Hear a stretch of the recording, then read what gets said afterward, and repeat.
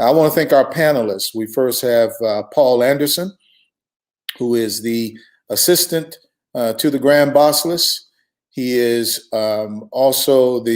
he served 2 years as the international undergraduate representative to the Supreme Council. He is a recent graduate of the University of North Carolina at Pembroke. And so we appreciate his youthful appearance and what he will bring to this discussion from a young African male's perspective. Also want to thank D.L. Hughley, our brother D.L. Hughley, actor, political commentator, radio host, author. I said author already. I said actor, author though as well, and stand-up comedian. And so we're pleased to have both of these brothers joining me and the men of the Omega Psi Phi fraternity this evening to discuss the choices facing our nation. We also want to tell you that this is a fast-paced hour, probably an hour and 10 minutes. We may have some drop-ins by our fraternity brother, Rickey Smiley, if he gets a chance to swing by. And also Rickey's already in the house. Look at Rickey in the house already. Look at you, brother. Good to see you, man. Yeah. I've been sitting here an hour. I'm ready. All right. Well, we know you're ready. We thank you, brother. We know Rickey Smiley, stand-up comedian, television host, actor, and radio personality. Our fraternity brother. We love him. We appreciate him so much. He represents the Omega Psi Phi fraternity well. We also may have a pop-in by Steve Harvey. I'm going to see if Steve's going to do the same thing you did, Rickey. I don't know if he's on go already like that. Steve Harvey may poke his head in. But let's get in it. Voting is underway in most of the country, and initial reports indicate an extraordinary high voter turnout, especially among African Americans. Our goal this evening is to continue the momentum through Election Day. We know this is an election season, and November 3rd is the last day to vote. There is a phrase that is relevant to this election, and it is never let your emotions overpower your intelligence. Hitler once said how good it is for rulers that men don't think. When I was young, old folks would talk about going to the polls, and they would say that they were going to vote between Satan and the devil. But regardless of their choices, they voted. They knew the sacrifices that were made to have a right to vote and the power that came with the act of voting. Representative Clyburn, our fraternity brother, said, God Almighty is not on the ballot.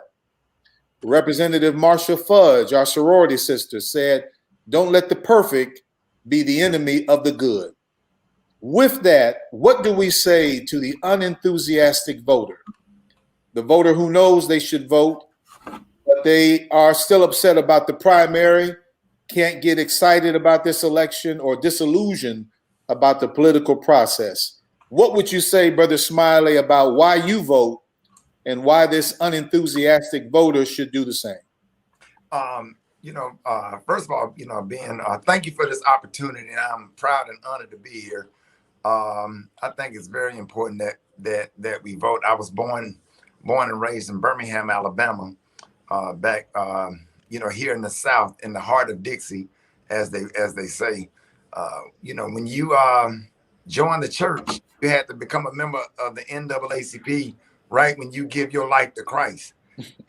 My pastor was Reverend Edwin Gardner. He was one of Dr. King's soldiers. The pastor study was filled with pictures with our pastor and Dr. King. He was one of the original members of the SCLC. So I've been a lifetime member of the NAACP and the SCLC. I participated in my first march when Benita Carter was murdered, a Black woman who was shot in the back by a white police officer, George Sand, in 1979. I'll never forget it. All the civil rights leaders came to Birmingham, and there was riots here before any of this stuff. And I saw it with my own eyes. I was a kid when the police came through the projects and shut out all of the street lights and just the riots that was going on in Birmingham. And I've been active ever since. It's important. People have made ultimate sacrifices for us to vote. Medgar Evers was killed, Dr. King, Representative John Lewis. People have paid a heavy price for us to have the opportunity that we have and know Things are not going to be perfect. No, we're not going to get everything that we want, but you have to vote. As far as the young kids, I struggle with that because I'm really angry at them right now. It's something about this new generation, these millennials, that just something you can't, it's hard to reach them. But I have been effective in reaching young men in their 30s, their 30s and their 40s, because we get testimonials all the time. We play this particular speech at the top of the hour, every hour on my radio show, by the pastor in Alexandria, Virginia. Made a powerful speech about how dare you not vote. That's what I call it, how dare you not vote. And it's so powerful. And I drop a little Marvin Gaye instrumental up under it, and it would bring you to tears. So I thought that this speech was so good that I would play it at the top of the hour. So I have gotten so many testimonies of men that said that they were not going out to vote, that's in their 30s and 40s, that said they going out as first-time voters because they heard that particular clip that we play every single day at the top of the hour. So that's 3 times a day, every day for the past 2 weeks, leading all the way up until election day. And but the younger guys, the millennials, the conspiracy theorists like my son or whatever, it's just hard to have a conversation. I get so mad, I just can't deal with my son around election time. You can't make them do nothing or whatever. You just have to just try to focus on the ones that will listen and that want to vote. I don't know what to do because I don't. But that might be a good segue to Paul. Paul's a young brother, and maybe you can speak to what Rickey was talking about in terms of young people and some of the unenthusiasm we see. Absolutely, Bro Grand. Thank you for the opportunity. It's an honor and a privilege to be able to speak and represent. I think one of the biggest things is that, us as young people, we just don't feel like our vote counts. Unfortunately, we have been led to believe, and the statistics and the signs and everything that we've been fed through these devices right here that we see tells us that no matter what you do, no matter how you vote, no matter how much you yell, scream, throw a temper tantrum, that in the grand scheme of things, will it really matter? And I think that it's that spirit of feeling defeated before you even come to the polls that's really stopping young voters, those first-time voters, from actually coming out. But I think that there is a little bit of encouragement to be given here, which is in some of the battleground states. I saw this a few days ago. A friend of mine shared it with me. Then some of these battleground states in my home state, North Carolina, there was about maybe 25,000 that were voting around this time in 2016. But now there's over 200,000 voting in North Carolina alone. But I think the biggest thing is that they just feel defeated. And I think the key to reaching them is for them to realize that their voice counts and that their vote counts. Not simply just for a presidential election, but for these local elections, for them to get involved. And the reality is, when you're so caught up in this and everything that you get and receive is through this device, you don't really pay attention to what's going on in your community until it directly affects you. Okay. D.L., what do you think? The unenthusiastic voter, just in general, know they need to vote, but they're just not enthused by this ticket. Again, I'll say that Brother Clyburn said God Almighty is not on the ballot. But what do you think we could say to get that unenthusiastic voter out to the polls? Well, thank you for your invitation, Brother Grant. It's a pleasure to be here.